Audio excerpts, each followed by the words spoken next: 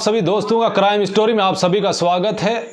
आज एक ऐसे कत्ल की हम कहानी आपको कहने जा रहे हैं जिसमें एक मुर्दे को ही जो है कत्ल की सुपारी दी गई, यानी कि एक मुर्दे को ही जो कत्ल करने के लिए उस पर आरोप लगा।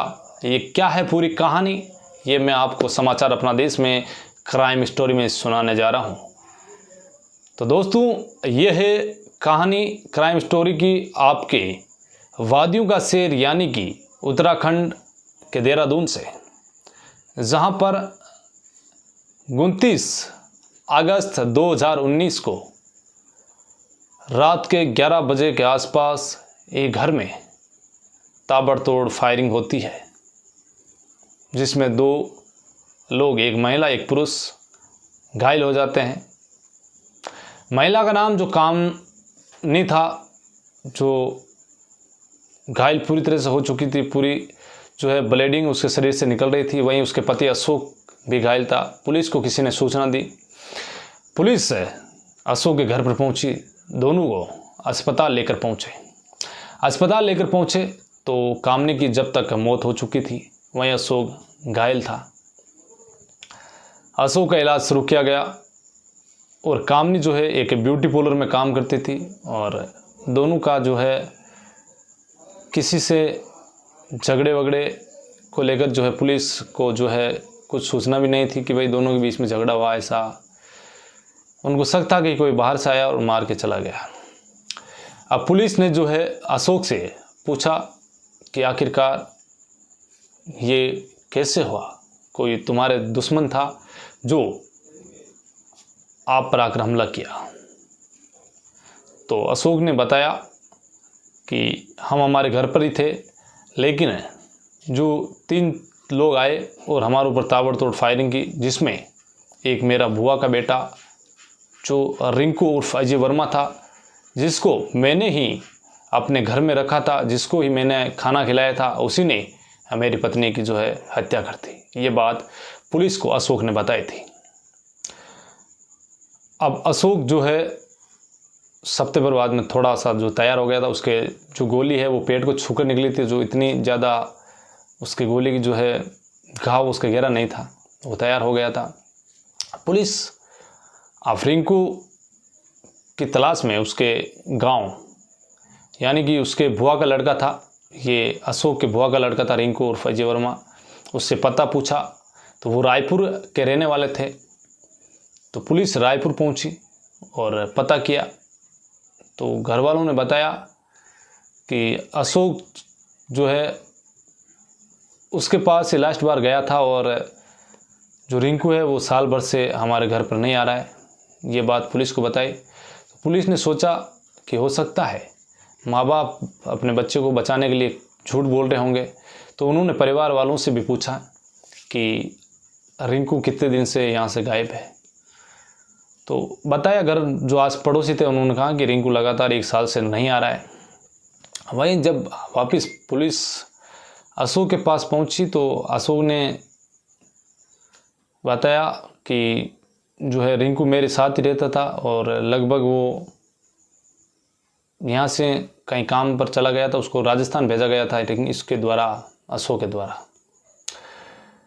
पुलिस को जो है अब कुछ भी सुराग नहीं लगे। उन्होंने जो है रिंकू के कॉल डिटेल निकाली तो वो नंबर बंद आ रहे थे काफ़ी दिनों से, उस पर कोई भी बातचीत नहीं हो रही थी। तो पुलिस ने जो है वापस सख्ती से जो है अशोक से पूछा तो अशोक के कुछ बयानों में जो है गड़बड़ लगी। अशोक से पूछा कि जो है आप बता रहे हो 3-4 लोग आए थे, गोली चला के गए, अब रिंकू का जो है फ़ोन बना रहा है। तो फिर जो है अब सीसीटीवी फुटेज खंगाले गए तो उनमें भी 3 लोग आ रहे थे घर पे उसके रात के समय में। लेकिन सबसे बड़ा सवाल ये कि अब रिंकू का तो फ़ोन बन आ रहा था, लेकिन अब करे तो क्या करें। तो पुलिस ने जो है अशोक और कामनी के दोनों के मोबाइल नंबर की जो है CDR निकलवाई। उसमें पता चला कि अशोक 2 नंबरों से लगातार जो है बात कर रहा था और घटना हुई उस दिन भी जो है लगातार इन नंबरों से संपर्क में था। वो 2 नंबर एक दीपक और गौरव के थे, दो दोस्त थे। पुलिस ने जो है पता करके और पुलिस उनके घर तक पहुंची, दोनों को थाने पर लेकर आए और कड़ाई से पूछताछ की गई। तो उन्होंने बताया कि हमें जो है अशोक ने अपनी बीवी का कत्ल करने के लिए बोला था और हमने अपने दोस्त परवेज़ के साथ मिलकर और जो है कामनी पर गोली चलाई। वहीं अशोक ने कहा कि किसी को पता ना चले, इसीलिए उनके भी जो है फायर किया गया, उसके ऊपर भी। अशोक को गिरफ्तार किया गया और जब चारों को साथ मिलाकर कड़ाई से पूछताछ की गई तो एक बड़ा चौंकाने वाला खुलासा हुआ कि जिस तरह पुलिस जिस शख्स रिंकू को ढूंढ रही थी, उसका तो 10 महीने पहले ही जो है अशोक के द्वारा कत्ल कर दिया गया था। रिंकू के बारे में जब पूछा तो अशोक ने जो सच्चाई बताई वो आप भी सुनकर चौंक जाएंगे साथियों। नवंबर 2018 की बात है, जो है रिंकू ने, अशोक ने बताया कि ये अपने गांव में जो रहता था और नशे का आदी था, तो वहाँ पर जो है एक रात नशे की हालात में जो रिंकू ने शराब के नशे में एक व्यक्ति से झगड़ा हुआ और उसकी जो है मौत हो गई थी। ये घटना थी 2014 की, जब रिंकू ने जो एक हत्या कर दी थी। उसके आरोप में रिंकू को जो है पुलिस अरेस्ट करके ले गई और उसे न्यायिक परीक्षा में भेज दिया गया था। 2015 में जो है रिंकू की जमानत हो जाती है, रिंकू बाहर आ जाता है। लेकिन रिंकू के घर वाले, उसके माता पिता उसे अपनाते नहीं है कि तूने एक कत्ल किया है, तो नशे का आदी है, और उसको घर से बेदखल कर देते हैं। उसी समय रिंकू को लगता है कि अपने जो है अशोक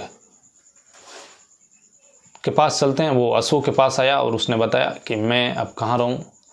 तो इसी को लेकर जो अशोक ने उसे रखा, लेकिन अशोक के दिमाग में ये था कि मेरी पत्नी के किसी से 1.5-2 साल से अवैध संबंध बना रखे हैं, जो किसी से दूसरे से बात करती है। उन्होंने लव इन रिलेशन में ही शादी की थी अशोक ने, कामनी ने, लेकिन उसके शक था। तो उसने सोचा कि क्यों ना रिंकू को मारकर और रिंकू के ऊपर ही आरोप लगा दूं कि जो है उसका पता नहीं चलेगा और उसका नाम ले लेंगे, उसके पहले ही मौत हो चुकी है। ये षड्यंत्र रचा। तो रिंकू की किस तरह से हत्या की मैं आपको बता देता हूँ।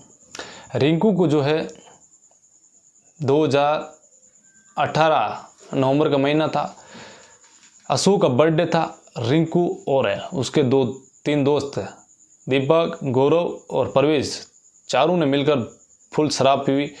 फिर रिंकू को कहा कि तुझे सिक्कर में जो है एक जगह नौकरी है, वहाँ पर तुम्हें हम छोड़ के आ जाते हैं और तुम्हें अच्छी खासी सैलरी देंगे, वहाँ नौकरी लग जाएगी। इसी को लेकर चारों दोस्त एक कार से निकलते हैं, वहीं सिक्कर में आते हैं और रिंकू का जो है तीनों मिलकर गला दबाकर उसकी बेरहमी से मौत करके और झाड़ियों में रिंकू का शव फेंक कर चले जाते हैं। वहीं सिक्कर पुलिस को नवंबर 2018 में वो लाश मिली थी, लेकिन उसके पास कोई डॉक्यूमेंट्स नहीं थे, कोई कागजात नहीं थे, और इसीलिए पुलिस ने एक ब्लाइंड मर्डर समझकर और उसका जो है फाइल को बंद कर दिया गया था। लेकिन जब 10 महीने बाद अशोक ने जो साजिश रची, उस साजिश में एक जो है 10 महीने पहले किया गया मर्डर, उसका भी खुलासा हो गया। और अपनी पत्नी का जिस तरह से मर्डर करवाया अपने दोस्तों के साथ मिलकर, तो ये एक खौफनाक साजिश। एक पति ने अपनी ही पत्नी का हत्या की, उसने अपने बुआ की लड़के की हत्या की, जो एक कत्ल को अंजाम देने पर उसने सोचा होगा कि मैं बच जाऊंगा, लेकिन आखिरकार जुर्म का रास्ता कोई भी अपनाता है, आखिर जुर्म का रास्ता सीधा ही सलाखों के पीछे ले जाता है। कोई भी गुनहगार बच नहीं पाता है। इसीलिए साथियों, गुनाह जीवन में कभी मत करना, जुर्म से भी बचना।